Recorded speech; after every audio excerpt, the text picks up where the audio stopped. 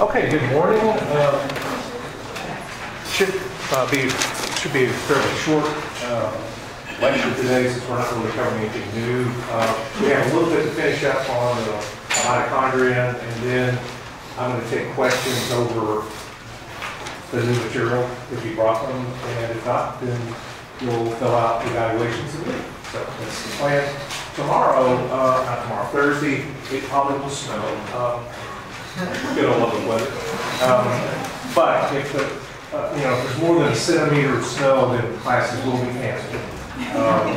That will cancel the presentations for Thursday, but let's hope that doesn't happen, because there's really no way to have both presentations on the same day. There's too many of them. So everybody knows what the scheme is.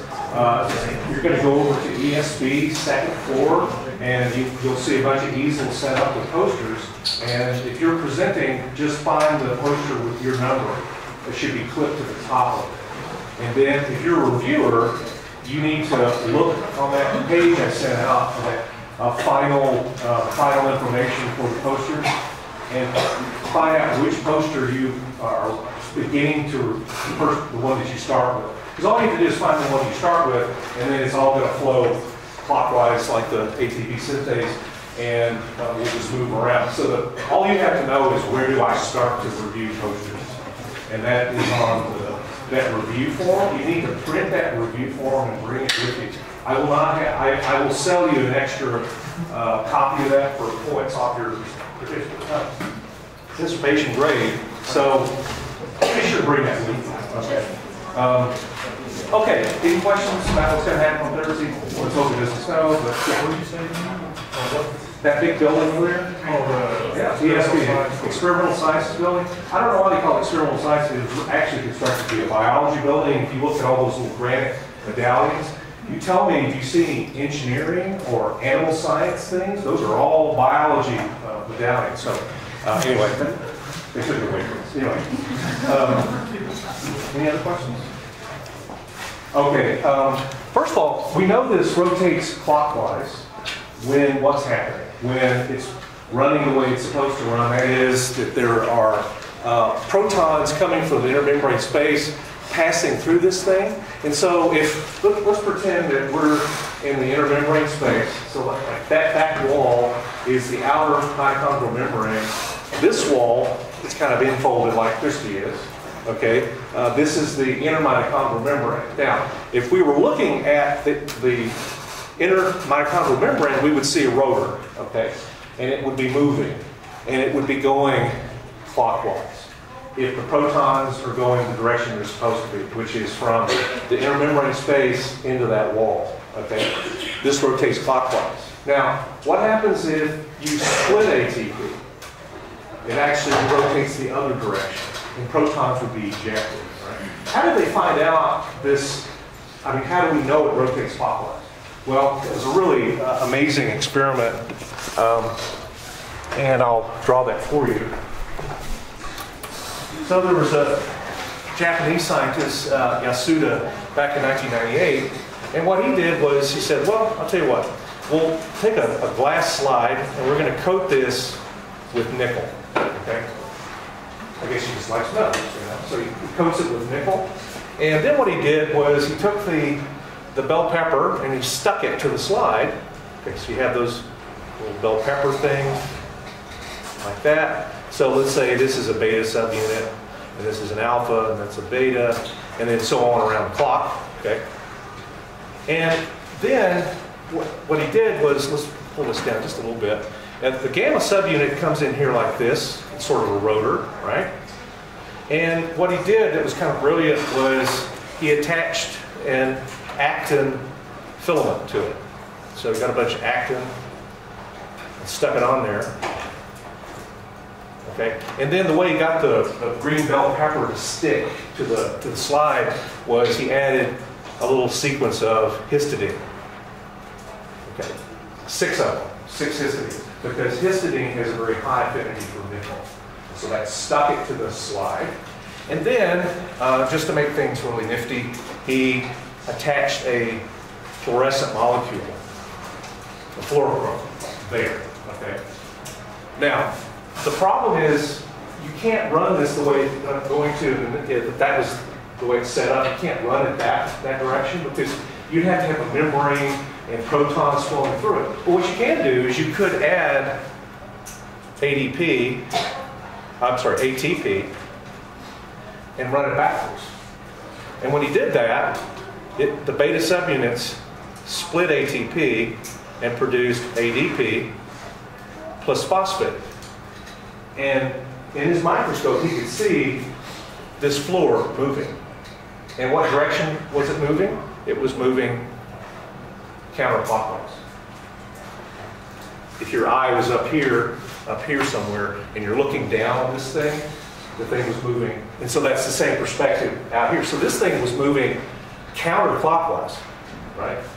But that's exactly what you would expect, because normally it takes protons, pushes through this structure into the matrix, and it rotates clockwise. But if you split ATP, it runs backwards. So counterclockwise is the backwards direction when it splits ATP. What does it do in nature? No, it usually runs forward with protons entering, and the thing's going to run clockwise. Okay, so that's how they actually looked at it to see which way it was spinning. And so this rotor does spin clockwise from our perspective out here in an intermembrane space. Okay. Any questions about that? All right, so that's the way it goes. And now we can actually use an old friend of ours to calculate how much energy is produced. Oh, and by the way, let's see. They were able to measure how many times it rotates per second. It rotates 134 times per second. Each time it rotates, it produces 3 ATP. It takes 10 protons flowing through there, about 10 to 12 flowing through there in order to make a full revolution. And so if you divide that by 3, so 3 ATP produced for every complete revolution, then you get 48 ATP being produced. Well, actually 3 times this, so it's 134 revolutions per second. It's 134 times 3, so there's a lot of ATP being chunked out, 450 of them per second. So the thing rotates quite fast. All right, so if we're talking about energy, let's talk about how much proton motive force we are producing. And so we use our old friend the Nernst equation to figure that out. Okay, so proton motive force is equal to the membrane potential minus this, the room temperature sort of thing. And so this all reduces to about 60, okay, roughly 60. And so the pH difference is what you have to take it's the concentration difference across the membrane of 10. So the log of 10 is 1. And so this is basically, this number reduces to 60 millivolts of chemical potential. And this is what's the membrane potential? So if you took a probe or a electrode and you stuck it in the matrix and you put the other probe, you wouldn't have to actually put it in the intermembrane space. Where could you put it would be just as good?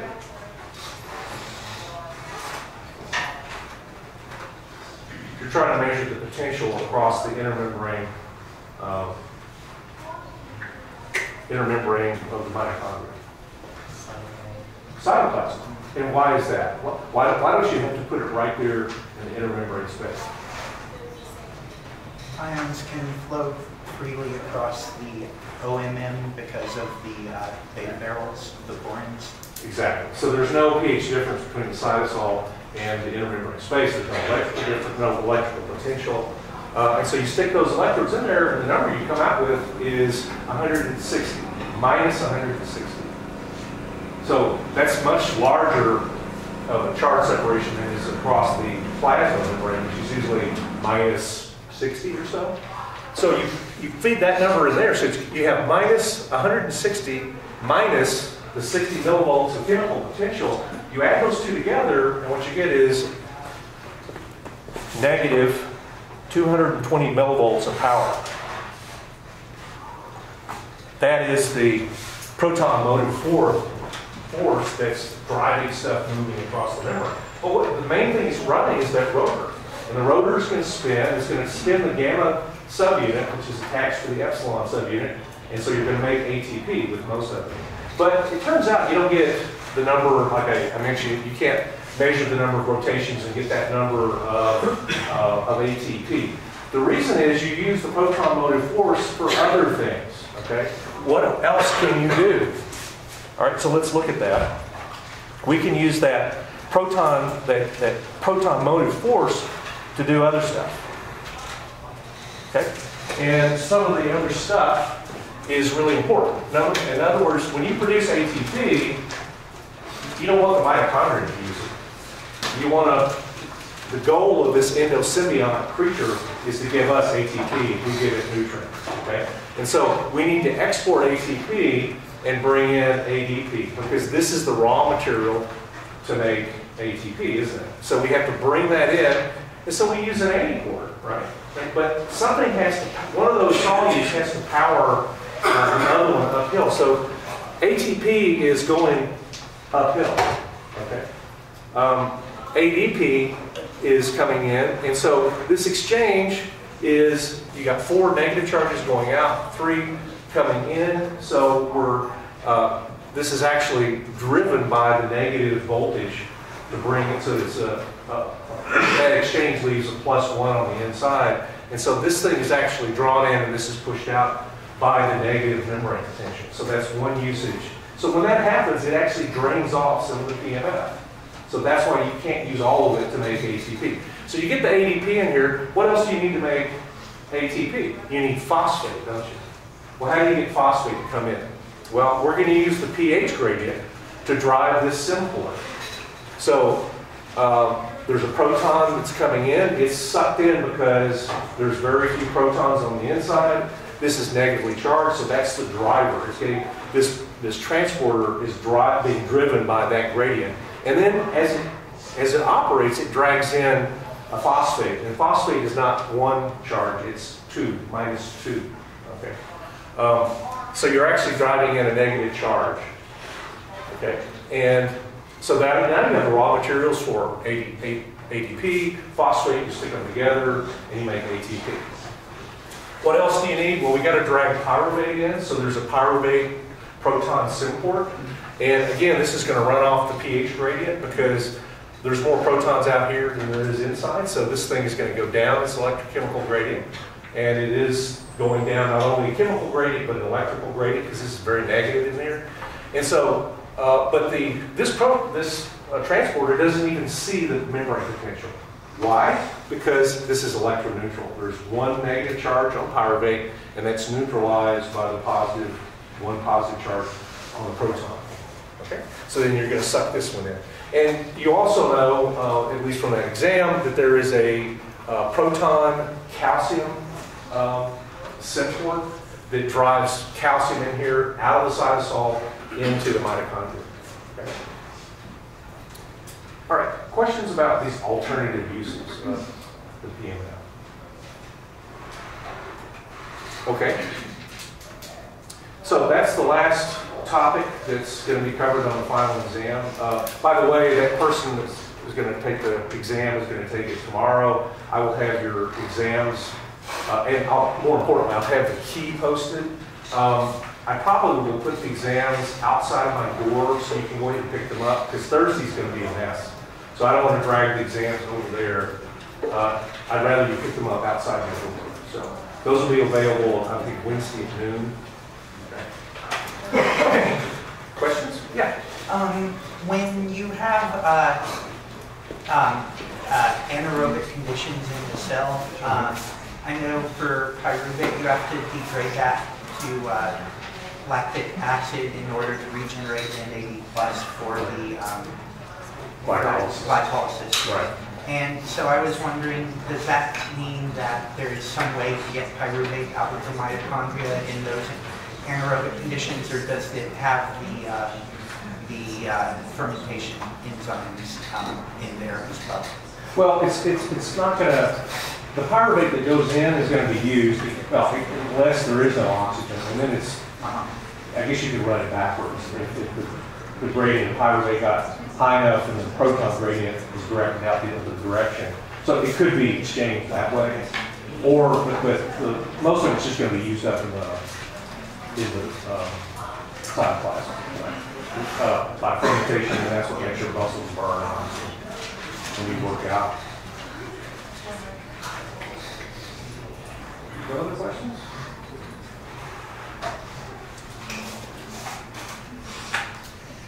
Okay, well, what I'm gonna do is ask Bailey to come down and help pass out the review forms, the class evaluations. Remember, there's 2 of these things. There's one for the university, and there's one for the biology department. And so, unlike some of my colleagues, I actually do read them. So, yeah, it doesn't do much good to hand out reviews if nobody reads it. I do, so.